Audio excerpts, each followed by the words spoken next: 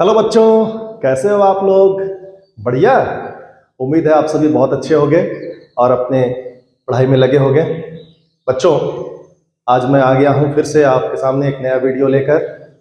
और आज का हमारा जो टॉपिक है वह है क्लास 8 का crop production and management chapter 1। ठीक है बच्चों, आज हम लोग इसको अच्छे से पढ़ेंगे, अच्छे से इसको देखेंगे। ठीक है, तो शुरू करते हैं आज की वीडियो। मेरा नाम है विकास अग्रवाल और आप देख रहे हैं बायो गुरुजी।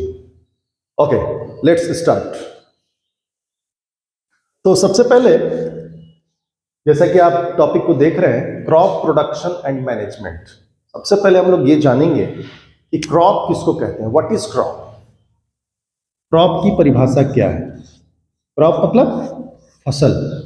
ठीक है, जब किसी प्लांट को लार्ज स्केल में किसी फील्ड में लगाया जाता है तब उसको क्रॉप कहते हैं। ठीक है, when a plant grown in a large scale in a particular area it is known as crop. ठीक है, कोई भी क्रॉप, कोई भी जो फसल है, ठीक है, उसको लार्ज स्केल में उगाया जाता है।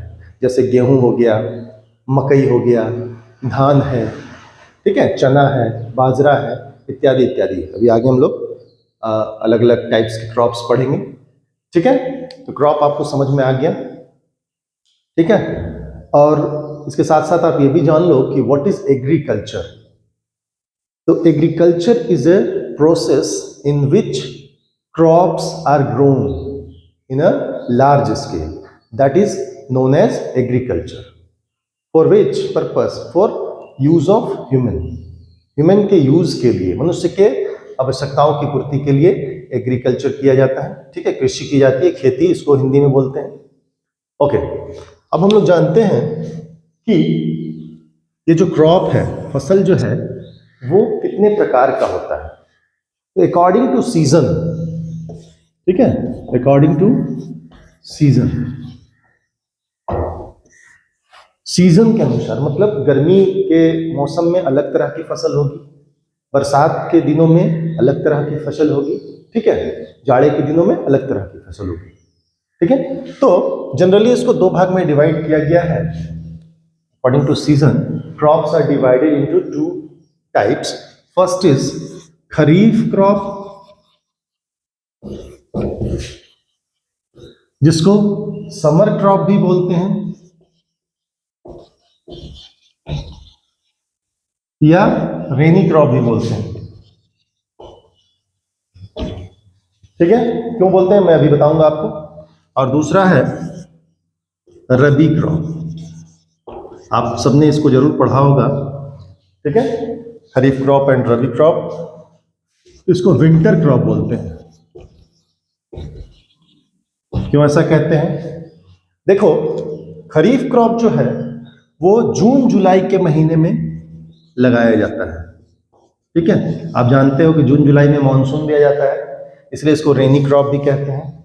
ठीक है, लगाया जाएगा इसको जून जुलाई में और इसको काटा जाएगा फसल को अक्टूबर नवंबर में।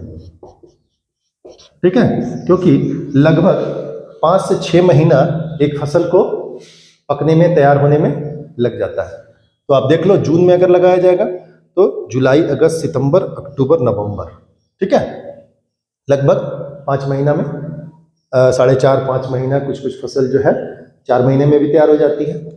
तो उस हिसाब से जो है फसल को लगाने का जो टाइम है खरीफ क्रॉप का वो है जून जुलाई, और काटने का टाइम है अक्टूबर नवंबर। क्लियर है? और अगर हम रबी क्रॉप की बात करें, जो कि विंटर क्रॉप है, वो कब लगाया जाएगा? ये लगाया जाएगा अक्टूबर नवंबर में। और इसको हार्वेस्ट करने का या काटने का समय कौन सा है? मार्च अप्रैल।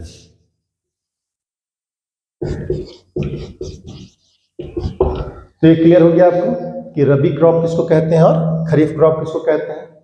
वैसा क्रॉप जो समर सीजन में जून जुलाई में लगाया जाता है और अक्टूबर नवंबर में काट लिया जाता है, उसको खरीफ क्रॉप कहते हैं।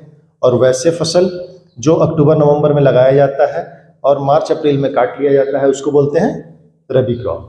ठीक है। अब कुछ आपको एग्जाम्पल भी याद रखना है कि वो कौन कौन से फसल हैं जो खरीफ क्रॉप के अंतर्गत आते हैं। तो इसमें जो सबसे मेन है खरीफ क्रॉप में, वो है राइस।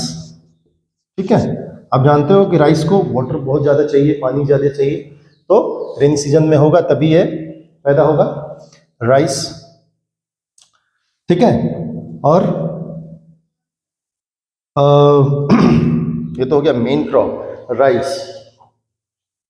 ग्राउंडनट,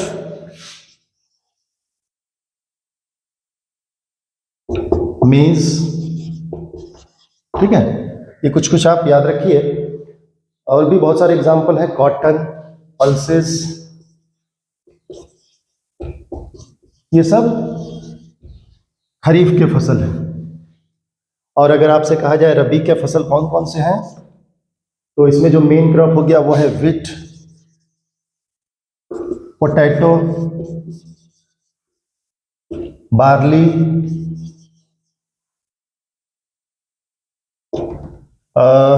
इसके अलावा मस्टर्ड, ये सब कुछ नाम हैं जो आपको याद रखने होंगे। एग्जाम में आपसे पूछेगा कि खरीफ क्रॉप के कुछ उदाहरण दें या रबी क्रॉप के कुछ उदाहरण दें, तो इसको आप याद कर लेना। ठीक है, बहुत इंपॉर्टेंट है ये। चलिए अब आगे बढ़ते हैं हम लोग नेक्स्ट टॉपिक की तरफ। इसका तुम स्क्रीनशॉट ले सकते हो। ठीक है बच्चों, कोई भी आपको डाउट हो तो आप कमेंट बॉक्स में लिखना। ठीक है, और मेरा अगर वीडियो पसंद आए तो इसको आप दोस्तों के साथ शेयर करना, लाइक करना। ठीक है, इससे हम लोगों को मोटिवेशन मिलता है बच्चों। ओके, अगले टॉपिक पर हम लोग बढ़ते हैं आगे। क्रॉप हम लोगों ने देख लिया, क्रॉप के कितने प्रकार हैं अकॉर्डिंग टू सीजन, वो भी हम लोगों ने देख लिया। आइए अब जल्दी से नेक्स्ट टॉपिक की ओर बढ़ते हैं हम लोग। अगला जो हमारा जो सबसे इंपॉर्टेंट टॉपिक है इस चैप्टर का, ठीक है, ये तो इंट्रोडक्शन था। अच्छा हाँ, इंट्रोडक्शन से मुझे याद आया कि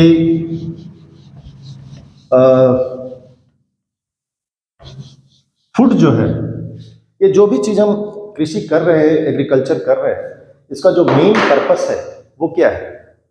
प्रोडक्शन करना, फूड का प्रोडक्शन करना। ठीक है, अनाज के रूप में, वेजिटेबल्स के रूप में, फ्रूट्स के रूप में।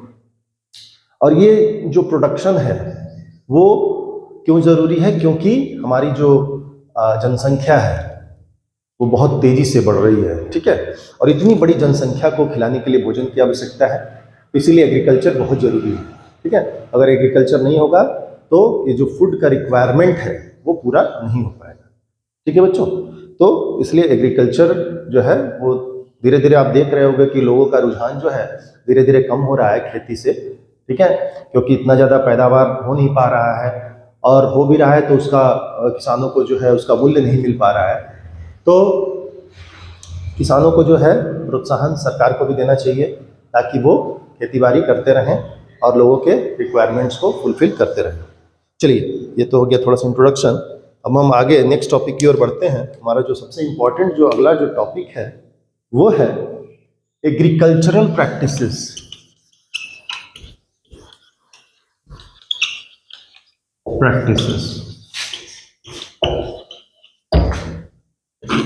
एग्रीकल्चरल प्रैक्टिसेस मतलब खेती करने में कौन कौन सी चीजें होती हैं, कौन कौन सा प्रोसेस होता है। ये एग्रीकल्चरल प्रैक्टिसेस भी कहते हैं, प्रोसेस भी कह सकते हैं इसको। कौन कौन से स्टेप्स होते हैं जिसके माध्यम से खेती को कंप्लीट किया जाता है, कृषि को किया जाता है। तो इसमें सबसे पहला जो पॉइंट है हमारा वो है preparation of soil. Preparation of soil, मिट्टी को तैयार करना।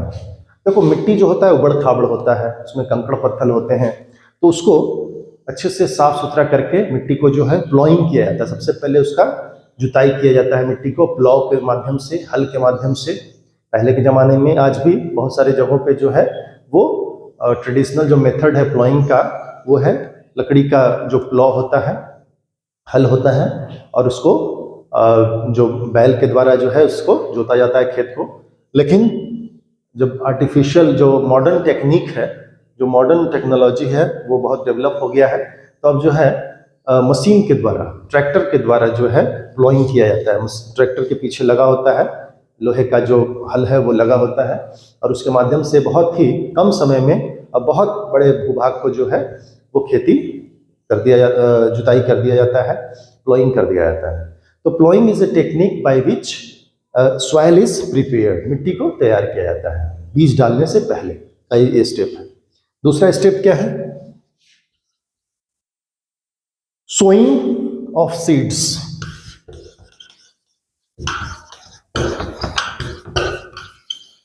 अच्छे उन्नत किस्म के बीजों का चुनाव करके, ठीक है, फिर बीज को मिट्टी में डाला जाता है, ठीक है, उसको मिट्टी में बीज को लगाया जाता है ताकि उससे हमको अच्छी फसल हो। अच्छे जो हाई एल्डिंग वैरायटी के जो सीड्स होते हैं जिससे अच्छा उत्पादन हो, वैसे सीड का पहले चुनाव किया जाता है, सिलेक्शन किया जाता है, और उसके बाद फिर उसको मिट्टी में उचित दूरी पर लगाया जाता है। ये किसान भाई लोग जानते हैं कि कौन सा फसल हमको, कौन सा बीज जो है कितना गहराई पे लगाना है ताकि उसको अच्छे से हवा मिल सके, पानी मिल सके और वो अच्छे से ग्रो कर सके, ठीक है। तो ये जो सीड लगाने की जो प्रक्रिया है उसको बोलते हैं स्कैटरिंग ऑफ सीड्स। तो ये हाथ से भी होता है और मशीन से भी होता है। तो मशीन का नाम है जिसके द्वारा सोइंग ऑफ सीड किया जाता है, उसका नाम है सीड ड्रिल। आपने पढ़ा होगा या नहीं पढ़ा होगा, आपने तो पढ़ लेना, एग्जाम में पूछता है कि सीड ड्रिल किस काम में आता है? सोइंग ऑफ सीड्स, बीजों को डालने के काम में आता है, ठीक है। इससे समय की बचत होती है। ऑब्वियसली मशीन से जब हम कोई काम करेंगे तो समय की बचत होगी और लेबर कॉस्ट कम लगेगा, ठीक है। आइए अगला पॉइंट देखते हैं हम लोग। मिट्टी तैयार हो गया, हमने बीज डाल दिया, उसके बाद क्या करेंगे? मैन्योरिंग। मैन्योरिंग का मतलब क्या हुआ? मैन्योर का मतलब क्या होता है? खाद। खाद डालते हैं हम लोग, मिट्टी में खाद डालते हैं ताकि फसल अच्छा हो, ज़्यादा से ज़्यादा हमको उत्पादन हो, ठीक है। क्योंकि क्या होता है, कभी कभी मिट्टी में उतनी उर्वरा शक्ति नहीं होती है, फर्टिलिटी नहीं होती है, तो उस फर्टिलिटी को बनाने के लिए खाद डाला जाता है। अब खाद आप नेचुरल प्राकृतिक ढंग से तैयार किया हुआ भी खाद डाल सकते हैं, और दूसरा है आर्टिफिशियल जो केमिकल के द्वारा जो तैयार होता है फैक्ट्रीज में, जो केमिकल फर्टिलाइजर, उसको भी हम लोग डालते हैं ताकि मिट्टी का जो फर्टिलिटी बना रहे और उससे हमको अधिक से अधिक उत्पादन हो। ये समझ में आ गया आपको? मैन्योरिंग तीसरा पॉइंट। चौथा पॉइंट है हमारा है, इतना सब होने के बाद हम लोग क्या करते हैं? इरिगेशन करते हैं। ये बहुत इंपॉर्टेंट है, इरिगेशन, सिंचाई की व्यवस्था। देखो आप जानते हो कि भारत में मानसून की क्या स्थिति है, कभी देर से आता है, कभी बहुत कम आता है। बारिश पर हम लोग टोटली डिपेंड नहीं हो सकते, इसीलिए आर्टिफिशियल तरीके से जो वाटर का सप्लाई किया जाता है फसल को, उसको बोलते हैं इरिगेशन, ठीक है। इसके कई मेथड्स हैं, जैसे अगर मॉडर्न टेक्निक की बात करें तो स्प्रिंकलर मेथड, चूँकि पानी की भी कमी है इसलिए कम पानी में ज़्यादा से ज़्यादा हम खेत को जो है पानी पहुंचा दें। स्प्रिंकलर मेथड के माध्यम से करते हैं हम लोग इरिगेशन। ड्रिप इरिगेशन करते हैं, ठीक है, आप सबने पढ़ा होगा ड्रिप इरिगेशन,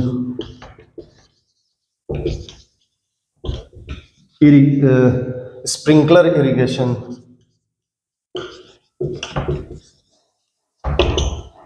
ठीक है। और पुराने ज़माने में अभी भी करते हैं, रहट द्वारा और मोट सिस्टम, पुली के द्वारा जो है वाटर का सप्लाई किया जाता है, पंप के द्वारा भी सप्लाई किया जाता है पानी का, ठीक है। तो इस प्रकार से इरिगेशन करते हैं हम लोग, और इरिगेशन के माध्यम से हम लोग फसल को ये सुनिश्चित करते हैं कि जो है फसल अच्छी होगी अगर हम इरिगेशन करते हैं तो, ठीक है। उसके बाद अगला जो हमारा पॉइंट है, जो मेन जो एग्रीकल्चरल जो प्रैक्टिस है वो है वीडिंग। बहुत सारे वीड्स उगाते हैं, अनवांटेड प्लांट। वीड्स मतलब अनवांटेड प्लांट। जो मेन क्रॉप है हमारा, जैसे मान लो वीट हमने लगाया है, गेहूं लगाया है, तो उसके बीच बीच में बहुत सारे अनवांटेड प्लांट हो जाते हैं, उसको निकालना जरूरी होता है, नहीं तो फिर वो क्या करेगा कि जो न्यूट्रिएंट्स हम डालेंगे जो मेन प्लांट को, वो एब्जॉर्ब कर लेगा अनवांटेड प्लांट। तो उसको हाथ से भी किसान भाई जो है निकाल लेते हैं, और बहुत सारे ऐसे टूल्स होते हैं औजार होते हैं खेती में यूज किए जाने वाले, जिसके माध्यम से जो है वीड्स को रिमूव कर दिया जाता है। Removal of weeds from the field is known as weeding. ठीक है, जैसे हैरो हो गया, हैरो एक प्रकार का औजार है, उसके माध्यम से खुरपी जिसको हम लोग बोलते हैं, उसके द्वारा जो है वीड्स को रिमूव कर लिया जाता है।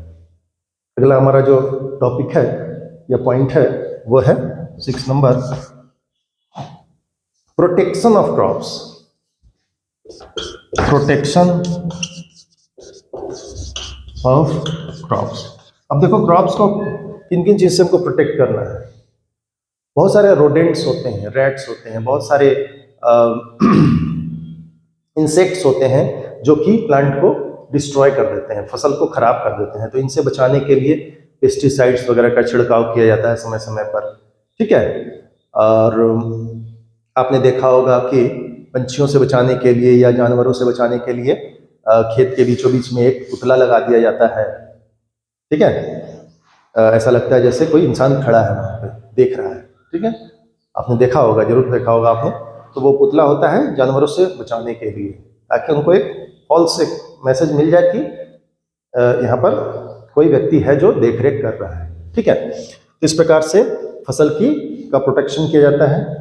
और हमारा जो सबसे मेन इंपॉर्टेंट जो लास्ट हमारा जो टॉपिक है वो है हार्वेस्टिंग। हार्वेस्टिंग मतलब फसल की कटाई। ठीक है, तो आजकल कंबाइन हार्वेस्टर आ गए हैं, जिसके माध्यम से फसल को बहुत तेजी से काट लिया जाता है। पहले हंसिया वगैरह से, सिकल से काटते थे। ठीक है, बहुत समय लगता था। अब तो हार्वेस्टर है, मशीन से बहुत तेजी से फसल की कटाई कर ली जाती है, और कटाई करने के बाद फिर उसको थ्रेशिंग और विनोइंग के द्वारा जो है उसको जो मेन जो क्रॉप है, जो मेन जो फसल है, जो अनाज है, जो एडिबल पार्ट्स है, उसको फिर अलग कर लिया जाता है और उसको फिर स्टोर कर लेते हैं। जो अंतिम हमारा जो पॉइंट है,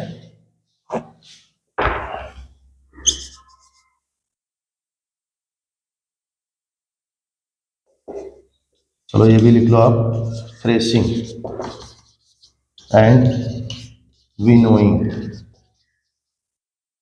आप लोग को दिख रहा होगा। और लास्ट है स्टोरेज।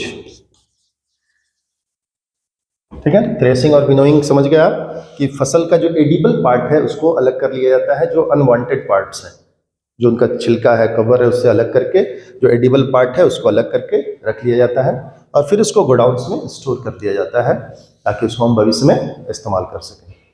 तो इस प्रकार से आपने एग्रीकल्चरल प्रैक्टिसेस देखा बच्चों। ठीक है, मुझे उम्मीद है कि आपको जरूर समझ में आया होगा। अगर आपको कहीं पर भी कोई भी डाउट हो, मैं देख ले रहा हूँ कुछ पॉइंट अगर छूट गया हो तो। इसमें जो एनिमल हस्बेंड्री वाला जो पार्ट है वो हम लोग नेक्स्ट वीडियो में करेंगे। ठीक है, क्योंकि फिर वीडियो बहुत लंबा हो जाता है। तो मुझे उम्मीद है कि आपको आज मैंने जो भी पढ़ाया है वो आप जरूर पढ़ेंगे, इसको अच्छे से समझेंगे, रिवाइज करेंगे। ठीक है, अपने बुक से नोट्स बनाएंगे।